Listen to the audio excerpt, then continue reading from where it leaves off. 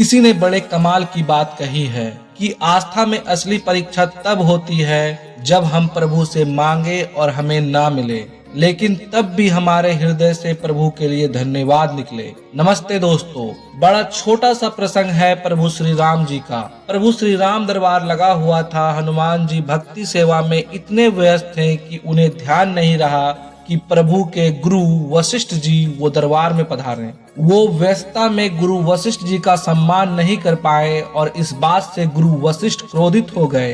वो प्रभु राम के पास गए और जाकर कहने लगे कि राम, आपको दंड देना होगा जिसने मेरा अपमान किया। राम जी कहने लगे, बताइए किसको दंड देना है। गुरु वशिष्ठ जी ने कहा कि अगर मैं नाम बता दूंगा तो तुम उसे दंड नहीं दोगे, तुम स्वयं को दंड दे लोगे। राम जी ने कहा, नहीं, आप बताइए। गुरु जी इतने क्रोध में थे, उन्होंने कहा कि राम, तुम्हें उन्हें अमोघ बाण से ही दंड देना होगा जिस अपराधी के बारे में बात हो रही है। राम जी ने कहा, आप बताइए ना, अपराधी कौन है।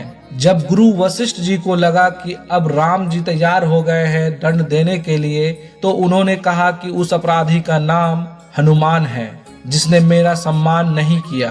प्रभु श्री राम ने गुरु जी को कह दिया था, गुरु जी की आज्ञा थी तो उन्होंने माना।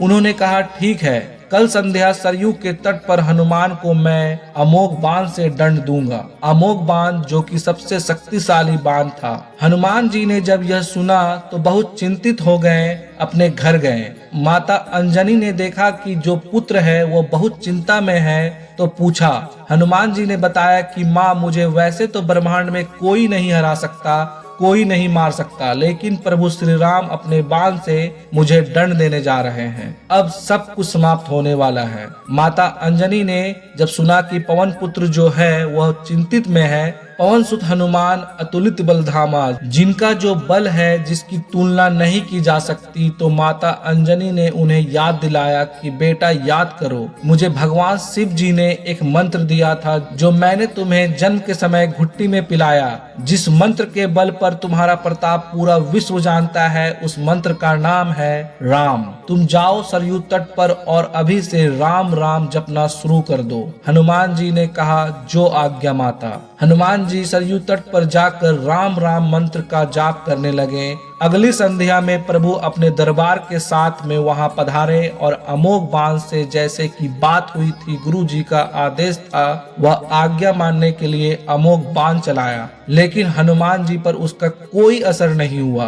गुरु वशिष्ठ जी को लगा कि शायद राम जी सही से दंड नहीं दे रहे, तो उन्होंने कहा, क्या कर रहे हो राम, आपकी शक्ति इस्तेमाल में क्यों नहीं आ पा रहा, प्रयोग में क्यों नहीं हो पा रहा, प्रयोग नहीं हो पा रही। तो राम जी ने कहा कि हनुमान जी एक मंत्र का जाप कर रहे हैं और उसकी वजह से अमोघ बाण भी असर नहीं दिखा रहा। गुरु वशिष्ठ जी ने पूछा, मंत्र क्या है? तो राम जी ने कहा, वह राम राम जप रहे हैं। गुरु वशिष्ठ जी ने प्रणाम किया और कहा कि मैं दरबार छोड़कर, नगर छोड़कर आश्रम में जा रहा हूँ, मैं भी राम राम ही जपूंगा। इसकी महिमा राम से भी बढ़कर है। राम से बड़ा राम का नाम इसलिए कहा गया है, वह नाम जो पत्थर पर लिखा हो तो पत्थर तैर जाए। बस प्रभु की महिमा बताते हुए छोटी सी कथा जो मैंने आप सबों को सुनाया, और अंत में वही बात, प्रभु के आशीर्वाद के साथ, अपनी मेहनत के साथ, अपनों के प्यार के साथ अपने ईश्वर का ध्यान करते रहें, प्रार्थना करते रहें।